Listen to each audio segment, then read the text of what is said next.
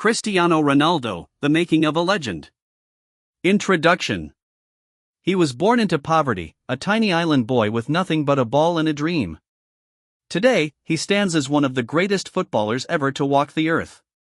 Cristiano Ronaldo's story is not simply about talent. It is a story of heartbreak, sacrifice, and an unbreakable will to win. This is the complete story of a boy from Madeira who became a global icon. Chapter 1: The Boy from Madeira. Cristiano Ronaldo dos Santos Aveiro was born on February 5, 1985, in Santo Antonio, one of the poorest neighborhoods in Funchal, Madeira. His birth was unplanned. His mother, Dolores, was a cook, and his father, Dinis, worked as a municipal gardener. Money was always tight. The family struggled to put food on the table. Ronaldo was named after his father's favorite actor, Ronald Reagan, the American president. Even as a child, football was his only escape. His father worked as a kitman at a local club called Andorinha, and young Cristiano would follow him everywhere. He played with a ball constantly. At Andorinha, his talent was obvious. He was small but incredibly fast. His teammates nicknamed him Abielhinha, Little B, because he buzzed around the pitch. But there was another nickname too. When he lost, he cried. When teammates didn't pass him the ball, he cried. He was called the crybaby. Rui Alves, a childhood friend, remembered that Ronaldo only ever wanted to play football. While other children played different games, Cristiano only kicked his ball. He carried it everywhere. By age 10, he was the best young player in Madeira. The island's biggest club, Nacional, signed him. But everyone knew he was destined for greater things. Chapter 2: A difficult move to Lisbon. At age 12, Ronaldo moved to Lisbon to join Sporting CP, one of Portugal's biggest clubs. It was a miracle move. Sporting actually forgave a debt of around €20,000 to Nacional just to get him. That is how much they wanted him. But life was not easy. Madeirans speak with a strong accent, and in Lisbon, the other boys laughed at him. He was lonely. He missed his family. He was just a child, far from home. It became so difficult that Ronaldo almost gave up. Sporting sent him back to Madeira because he was unhappy. He had completely lost his desire to play. But his mother, Dolores, supported him. She encouraged him to stay. So he went back to Lisbon, determined to succeed. This was his first major battle, and he won it. Chapter 3: The Goal That Changed Everything. In 2002, Ronaldo made his debut for Sporting's first team at just 17 years old. He scored his first goal against Moreirense in October 2002. It was a sign of everything to come. But the moment that changed everything came in August 2003. Sporting played a friendly match against Manchester United. The great English club had already agreed to sign Ronaldo, but they planned to let him stay in Portugal for one more year. Then the game started. The skinny teenager with braces on his teeth destroyed United's defense. He was unstoppable. Even Manchester United's star players watched from the bench in disbelief. As Rio Ferdinand remembered, "We're all standing there saying, 'Oh my God, we've got to sign him.'" Sir Alex Ferguson, United's legendary manager, agreed on the spot. He signed Ronaldo for £12.24 million. And he gave him the number 7 shirt, the same shirt worn by legends like George Best, Eric Cantona, and David Beckham. Ronaldo was just 18 years old. Chapter 4: Manchester United, Becoming a Star. Ronaldo arrived in England as a raw talent. His first years at Manchester United were difficult. Critics called him a show pony.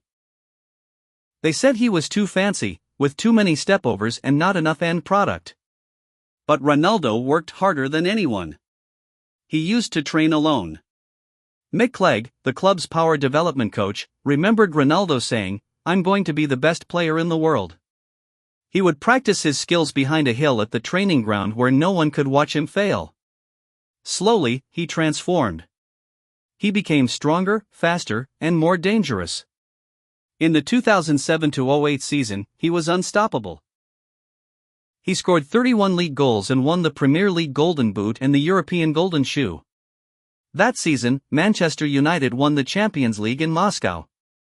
Ronaldo scored in the final and won his first Ballon d'Or at age 23, becoming only the second Premier League player ever to win the award.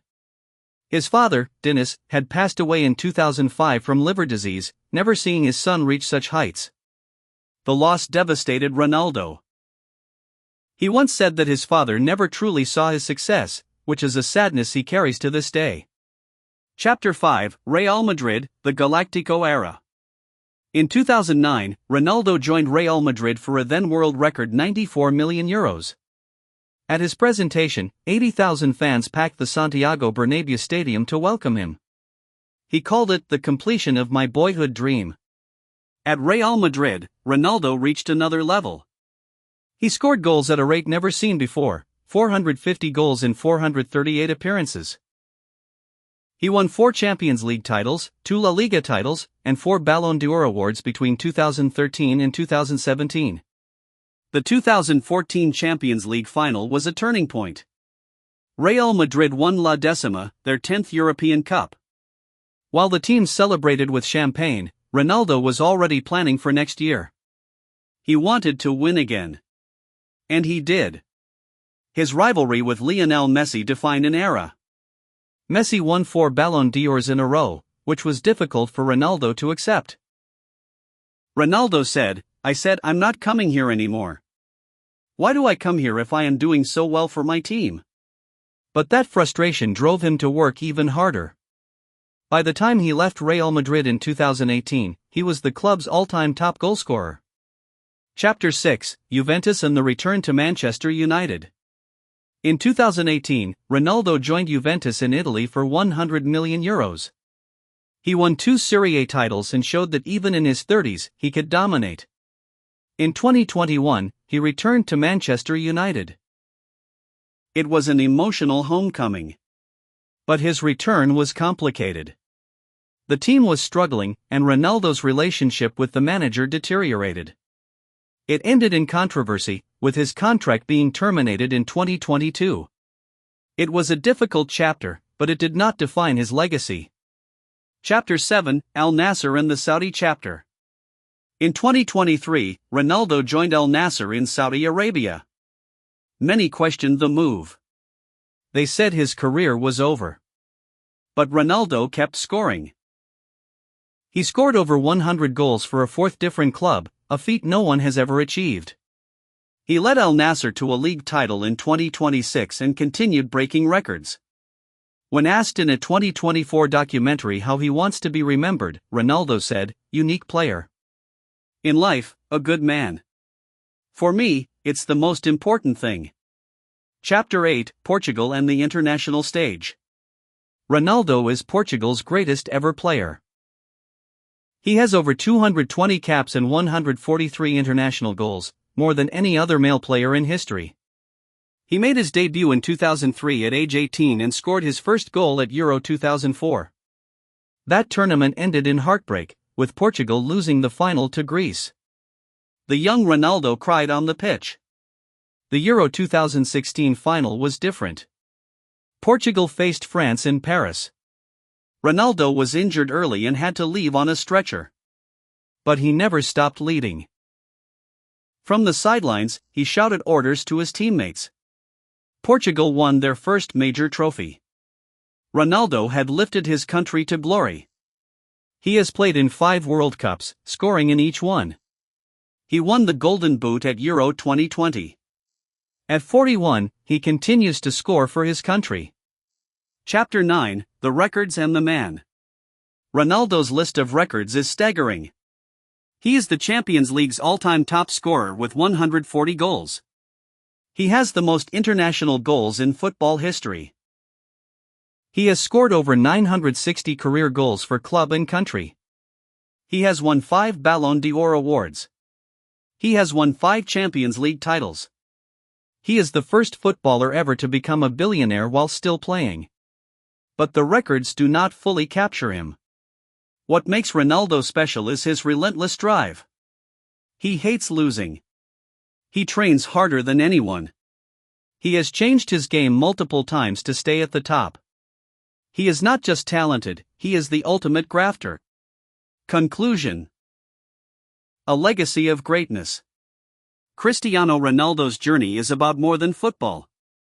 It is a story about rising from poverty to become one of the most famous people on earth. It is a story about losing your father too early and using that pain as fuel. He has been called arrogant. He has been called selfish. But those who truly know him describe a generous man who never forgets his roots. As a child, he went to the bakery at the end of the day hoping for unsold cakes. Now, he stands as a symbol of hope for millions around the world. When asked about his legacy, Ronaldo said something simple: "I will say, unique player.